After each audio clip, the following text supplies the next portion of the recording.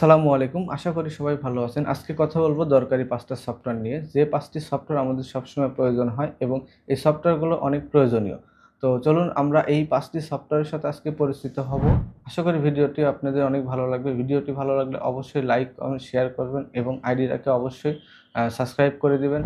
আজকে যে ৫ টি সফটওয়্যারের সাথে পরিচিত হবে, এই সফটওয়্যার আপনারা চাইলে গুগল থেকে ইজিভাবে সার্চ করে ইনস্টল করতে পারবেন অথবা এই ভিডিওর ডেসক্রিপশন বক্সে আমি সবগুলো অ্যাপের লিঙ্ক দিয়ে রেখেছি। চাইলে আপনারা সেখান থেকে ডাউনলোড করে ইনস্টল করে নিতে পারবেন।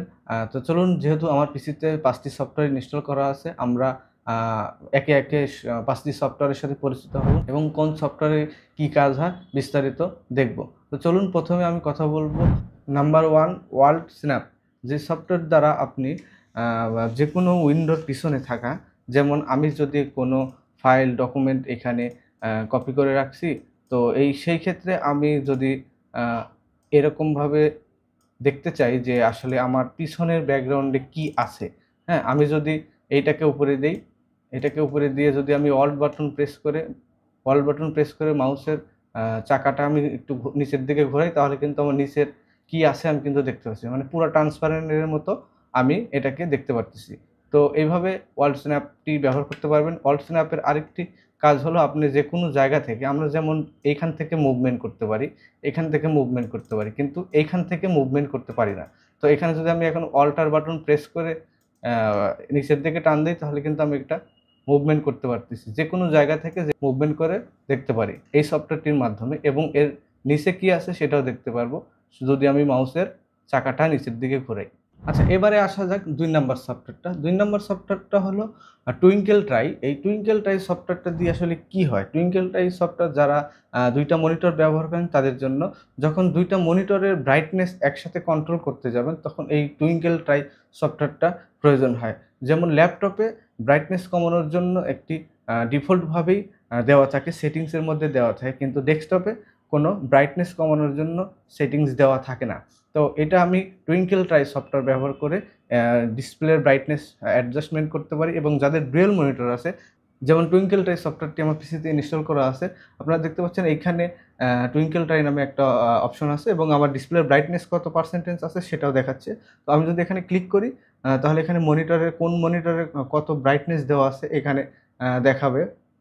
তো আমি যেহেতু ২ টা মনিটর ব্যবহার করি, সেক্ষেত্রে আমার ২ টা মনিটরের সেম ব্রাইটনেস দেওয়া আছে। যদি আমি ২ টা মনিটরকে একত্রে করে ব্রাইটনেস কমানো বাড়ানো করতে চাই, আমি সেটাও করতে পারবো। আবার যদি মনে করি যে আমি আলাদাভাবে ব্রাইটনেস কমাবো, সেটাও করতে পারবো। আর যারা সিঙ্গেল মনিটর ব্যবহার করেন, তাদের জন্য সিঙ্গেলভাবে ডিসপ্লের লাইট কমানো বাড়ানো দুটোই করতে পারবেন।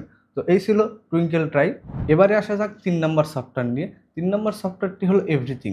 এভরিথিং এমন একটা সার্চ অপশন, মানে সফটওয়্যার, যেটা আমাদের উইন্ডোজের সাথে ডিফল্টভাবে যে সার্চের সিস্টেম দেওয়া থাকে, সেই সার্চের সিস্টেমগুলো আসলে অনেক স্লো কাজ করে।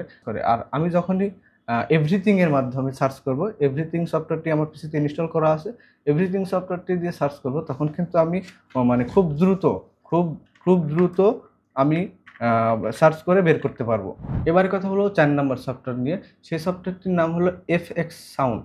FX সাউন্ড এই সফটওয়্যারটি আপনার কম্পিউটারে আপনারা যারা ব্যবহার করেন, তারা যদি আপনারা চান যে এই FX সাউন্ড সফটওয়্যারটি দিয়ে আপনি অনেক সুন্দরভাবে আপনার সাউন্ডগুলাকে বুস্ট করতে পারবেন।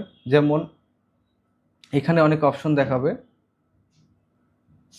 যেমন যেমন এইখানে একটা অপশন দেখাবে, এখানে অনেকগুলো ক্যাটেগরি দেওয়া আছে। এখানে আপনি ব্যাস বুস্ট করতে পারবেন। এগুলো আপনার স্পিকারকে অনেক সুন্দর সাউন্ড দেবে, হেডফোন যেগুলোতে আপনি গান, মিউজিক শুনতে চান।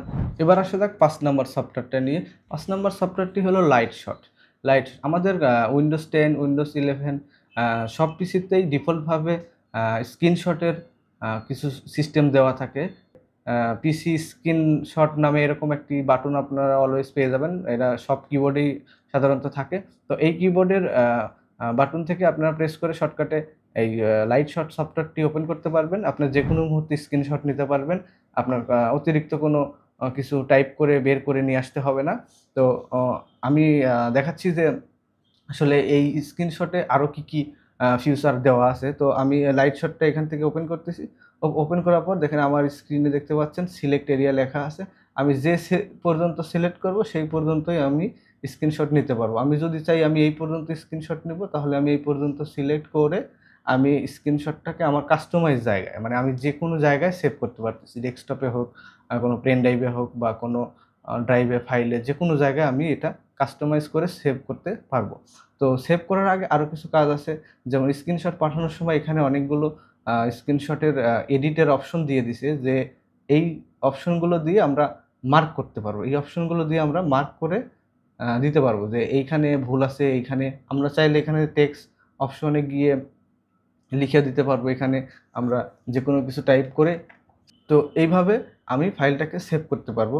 আরও অ্যারো চিহ্ন দিতে পারবো, বিভিন্ন সিম্বল দিতে পারবো। এখানে সব এডিটের অপশন দেওয়া আছে। আমরা এইভাবে ডেস্কটপ বা যেকোনো জায়গাতে আমরা এগুলো স্ক্রিনশট সেভ করে রাখতে পারবো। তো এই ছিল আজকের ভিডিও। ভিডিওটি ভালো লাগলে অবশ্যই লাইক, কমেন্ট, শেয়ার করবেন এবং আমার চ্যানেলটিকে অবশ্যই সাবস্ক্রাইব করে দিবেন। সবাই ভালো থাকবেন, সুস্থ থাকবেন। আল্লাহ হাফিজ।